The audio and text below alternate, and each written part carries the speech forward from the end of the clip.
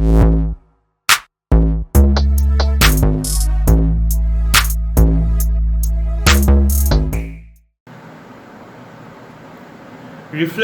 Of sound এই পার্টটার condition for hearing একো এই সাবপার্টটাকে নিয়ে এখন আমরা একটু ডিসকাস করব। এই সাবপার্টটার মধ্যে একটা বিষয় ছিল, সেটা হচ্ছে minimum distance between the source and the reflector. তো এখানে সোর্স বলতে যে জিনিসটাকে বোঝায় সেটা হচ্ছে যে অবজারভার সেও কিন্তু সোর্স হলে হতে পারে। অ্যাজ অ্যান এক্সাম্পল, ধরো কোনো একজন পার্সন, সে ধরো কোনো একটা কথা বলছে, আবার সেই কথার যে সাউন্ড ওয়েভটা সেটা সামনের কোনো একটা ওয়ালে গিয়ে রিফ্লেক্টেড ব্যাক করে আবার তার কানে এসে পৌঁছাচ্ছে, তখন দ্যাট পার্সন সাইমালটেনিয়াসলি সেই হচ্ছে অবজারভার, সেই হচ্ছে সোর্স। তো এখানে আমরা যেটা করেছি, রাইট সাইডে যে ফিগারটা রয়েছে এখানে সোর্সটা এই পজিশনে রয়েছে, রিফ্লেক্টরের থেকে ডি ডিস্টেন্সে রয়েছে সোর্সটা। তাহলে সাউন্ড ওয়েভকে যদি রিফ্লেক্টরে গিয়ে ইনসিডেন্ট করে আবার রিফ্লেক্টেড ওয়েভটাকে যদি সোর্সে রিটার্ন ব্যাক করতে হয়, তাহলে টোটাল কতটা ডিস্টেন্স ট্রাভেল করতে হচ্ছে, সেটা হচ্ছে 2d। Total distance travelled by the sound is equal to 2d। আমরা এখানে স্পিড অফ দ্য সাউন্ডটাকে যদি v ধরে নিই, তাহলে পরে 2d is equal two vt।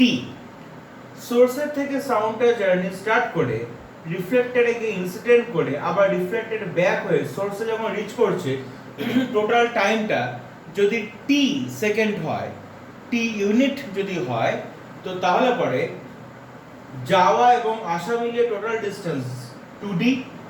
তাহলে 2d is equal to speed of the sound v into t। তাহলে d is equal to vt by 2। তো আমরা এখানে একটা প্র্যাকটিক্যাল কেসকে জাস্টিফাই করার জন্য ভেলোসিটি অফ দ্য সাউন্ডটাকে আমরা 340 মিটার পার সেকেন্ড যদি ধরি, পারসিস্টেন্স অফ হিয়ারিং সেটার ভ্যালু আমরা জানি যে 0.1 সেকেন্ড। পারসিস্টেন্স অফ হিয়ারিং বিষয়টা কি? পারসিস্টেন্স অফ হিয়ারিং বিষয়টা হচ্ছে, মনে করো কোনো একটা সাউন্ড আমি জেনারেট করলাম, সাপোজ ধরো এই সাউন্ডটাকে আমি জেনারেট করলাম, এই সাউন্ডটাকে জেনারেট করার ঠিক 0.1 সেকেন্ডের মধ্যে যদি সেকেন্ড একটা সাউন্ড কানে আসে, তাহলে পরে কিন্তু আমার কান কিন্তু সেই সেকেন্ড সাউন্ডটাকে কিন্তু ডিফারেন্সিয়েট করতে পারবে না। ওই জন্যে পারসিস্টেন্স অফ হিয়ারিং হচ্ছে 0.1 সেকেন্ড।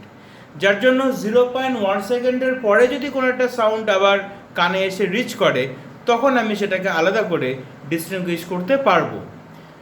তো ঠিক সেরকমভাবে যখন আবার পরবর্তীকালে অপটিক্স নিয়ে পড়াশুনো করবে, তখন দেখবে পারসিস্টেন্স অফ ভিশন বলেও একটা পার্ট আছে।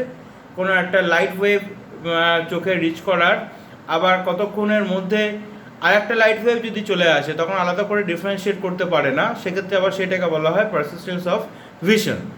তো যাই হোক, তাহলে এখানে v is equal to 340 meter per second, t is equal to 0.1 second. তাহলে d মিন, তাহলে মিনিমাম যে ডিস্টেন্সটা সেটা আমরা কত পাচ্ছি, ভ্যালুগুলো পুট করে, উইচ ইজ 17 মিটার। এখানে d মিন মানে মিনিমাম ডিস্টেন্সের কথা কেন বলছে, তার কারণ হচ্ছে এখানে সোর্সের থেকে জেনারেট করে সাউন্ডটা যদি 0.1 সেকেন্ডের মধ্যে এখানে এসে পৌঁছায়, অবজারভারের কাছে এসে যদি পৌঁছায়, তাহলে অবজারভার আলাদা করে ডিফারেন্সিয়েট করতে পারছে না, আলাদা করে ডিস্টিংগুইশ করতে পারছে না। তাহলে মিনিমাম 0.1 সেকেন্ড টাইমটাকে কভার করে আসতে হবে। তাহলে 0.1 সেকেন্ডের পরে যদি সাউন্ড আসে তাহলে খুবই ভালো, 0.1 সেকেন্ডের থেকে বেশি টাইম নিয়ে যদি আসে তাহলে সেটা অনেক বেটার। কিন্তু অন্তত 0.1 সেকেন্ড এই টাইম ইন্টারভালটা রাখতে হবে, মিনিমাম এই টাইম ইন্টারভালটা রাখতে হবে, যার জন্য এখানে ডি মিন এটাকে বলা হচ্ছে 17 মিটার। এবার দেখো, আমরা যে সাউন্ড ওয়েভের কথা বললাম, এটা জাস্ট একটা সাউন্ড তুমি ধরতে পারো। অর্থাৎ এই ধরো যেরকম monosyllabic word, as an example ধরো ক্যাট, ব্যাট বা হ্যাট, এই ধরনের যে ওয়ার্ডগুলো যেগুলোকে বলা হয় মনোসিলেবিক ওয়ার্ড, এই মনোসিলেবিক ওয়ার্ডের জন্য এই D min is equal to 17 meter, এটা আমরা ইউজ করতে পারি। কিন্তু যখন আমরা ডাইসিলেবিক বা ট্রাইসিলেবিকে যখন মুভ করবো, অ্যাজ অ্যান এক্সাম্পল ধরো থ্রেশহোল্ড, এই যে ওয়ার্ডটা আছে তার যদি আমি সিলেবল ব্রেক করি তাহলে থ্রেশ অ্যান্ড হোল্ড দুটো পার্ট থাকছে, ওই জন্য ডাইসিলেবিক। তাহলে ডাইসিলেবিক ওয়ার্ডের যদি আমাকে একো শুনতে হয় তাহলে minimum distance should be 17 into 2, ঠিক আছে?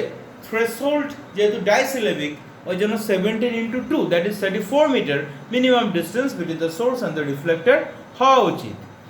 আবার যদি আমি ট্রাইসিলেবিক ওয়ার্ডে যাই, অ্যাজ অ্যান এক্সাম্পল ধরো বিউটিফুল, এই যে ওয়ার্ডটা আছে এখানে তিনটে পার্ট আছে, বিউটি অ্যান্ড ফুল, তাহলে বিউটিফুল ট্রাইসিলেবিক। তাহলে ট্রাইসিলেবিক যদি হয় তাহলে সেক্ষেত্রে D min minimum distance 17 into 3 which is 51 meter. তো আরেকটা ব্যাপার বলে রাখি, এখানে এই যে 340 মিটার পার সেকেন্ড যে সাউন্ডের ভেলোসিটিটা আমরা ধরেছি এটা কিন্তু এসটিপি মানে স্ট্যান্ডার্ড টেম্পারেচার অ্যান্ড প্রেশার, সেখানকার কিন্তু মানে সেই এসটিপিতে কিন্তু সাউন্ডের ভেলোসিটি না, এসটিপিতে কিন্তু সাউন্ডের velocity nearly 332 meter per second. আমরা এখানে 340 মিটার পার সেকেন্ড যেটা ধরেছি সেটা ইন জেনারেল যেরকম ল্যাবরেটরির যে টেম্পারেচার যেটা হয় বা ধরো রুম টেম্পারেচার যেটা হয় 25 ডিগ্রি সেলসিয়াস বা ধরো 28 ডিগ্রি সেলসিয়াস এরকম টেম্পারেচারের কাছাকাছি speed of the sound nearly 340 meter per second.